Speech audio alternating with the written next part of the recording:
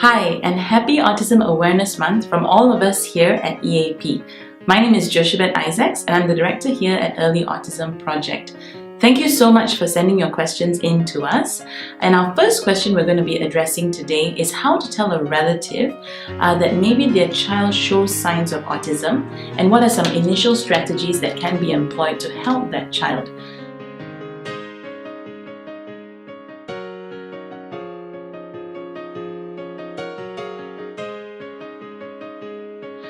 Now, when you want to approach the subject of maybe your child has got special needs, it is very difficult and needs to be handled in a very sensitive way. The first thing that we would recommend is actually reading up on our website about the red flag behaviors, as well as maybe encouraging your relative to fill up the MCHAT, which is the Modified Checklist for Autism in Toddlers. It's a screening tool that's on our website and it's free of charge, and that could be the first step. Now, if your relative is not open to that, we usually suggest to let them have some space and maybe just give them some time to just think about it and just to observe some of the challenges their child might be facing in everyday life. Be a support for them and then gently bring up the subject again a little while later. Well, there are a lot of things in the meantime though you could do to help that child progress in the natural environment. Here at EAP, we use ABA, Applied Behavioral Analysis, which is the most evidence-based treatment for children with autism. It is backed up by thousands of research articles that proves its efficacy. Now, ABA basically means to reward whatever behavior you want to increase. So if you want a child to say the word cookie, if the child says cookie and you give them a cookie, that behavior will increase.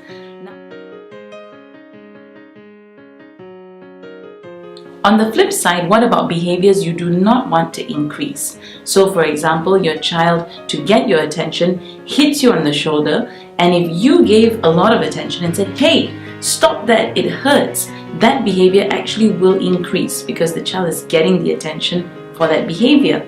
Now, what if you didn't give attention to the behavior and you just walked away? It's likely that that behavior will actually decrease.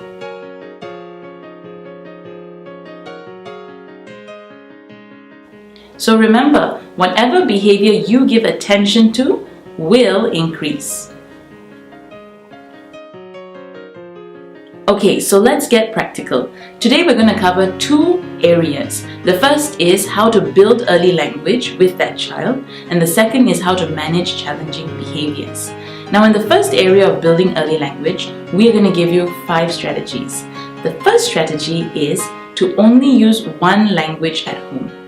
Now, the second strategy is don't ask questions. Now, that's very challenging for us because we often tend to see a child and we'll start to say, "Hey, what's your name?" or "What are you doing?" But if that child is not able to answer the question, the child is actually unsuccessful. Instead, do the third thing, which is just to comment to the child in short phrases. So maybe just 2 to 3 word phrases maximum. For example, if you're looking at a book with the child, instead of saying, "What is it? What does the dog say?" you would say, "Hey, it's a dog. Dog says woof woof." So that's already 3 strategies, right? Now the fourth strategy is something we call phrase completion. If your child loves certain songs like Twinkle Twinkle Little, you drop the last word and hopefully the child will repeat it or say star or even say ah. Now, the minute your child makes any verbalizations, give that child a lot of reward and a lot of attention because you want that behavior to increase. You can do it as well as for things like ready, set, go or upside down, and actually drop the last word so the child will actually say that. Now, the fifth and the last strategy is what we call requesting. Very often, our children will use non-verbal strategies to communicate with us. They'll take your hand, or they'll lead you to the door, or they'll bring something to you. Now, when your child tries to reach for something, whether it's you or an item you have, let's say, for example, your iPhone, instead of just giving it to your child, do this requesting step. You just hold the phone up and look at your child and say, "Phone," and just pause for a few seconds. Then if your child says something, the minute your child says something, immediately say phone and give it to your child. Now if your child does not say anything, repeat it again the second time and say phone. Again, wait for some sort of verbalization. If your child does not say anything, the third time say phone and give the phone to your child. It is important that you follow that 3-step process because you do not want to frustrate your child. This strategy has worked for many of our children, and even if they don't end up saying the full sentence, they learn to say at least a verbalization like or f or something that they're trying to communicate. Now those 5 strategies to build early language is really effective, but there is one thing that's important for you to remember. You need to have sufficient practice for your child to be able to learn it. So the 4th and 5th strategy that I said of phrase completion or requesting, here at EAP, we practice it like 20 times per hour. And if a child comes for sessions about 6 hours a day, that is 120 times of practice per day. That's the way we actually get that skill to be strong and to actually become an independent skill for your child.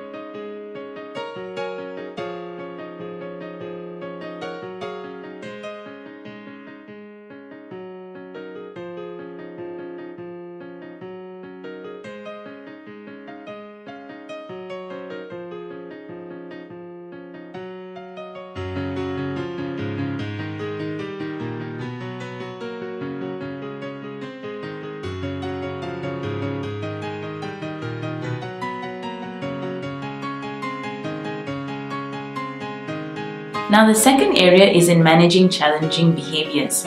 Here at EAP, we have a simple rule of thumb. Invest 90% of your energy into preventing the behavior before it happens and only 10% of energy in responding or reacting to the behavior.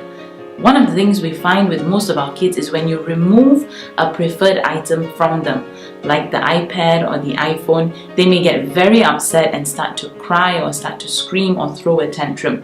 So what we want to teach you is a strategy called foreshadowing.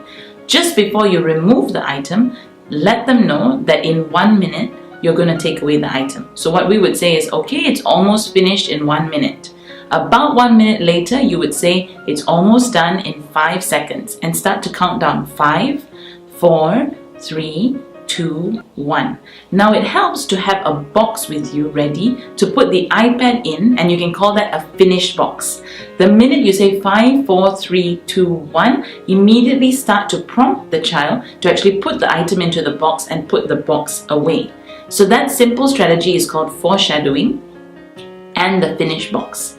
The second thing you can do is actually setting the environment up for your child to be successful and to prevent inappropriate behaviors. 2 examples we want to take is a child who tends to throw items. If I knew a child was going to throw items and came into my room right now, I would immediately have kept away this flower pot and the picture frame up high so the child does not have access to throwing that item. The second thing is, let's say a child who likes to climb up on furniture.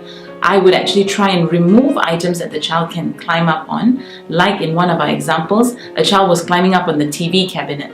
So the parents actually put lots of items on the TV cabinet so there was no space for the child to climb up on. The other option they were going to do is actually remove the cabinet and have the TV hung up on the wall. So that's really another strategy that you could use.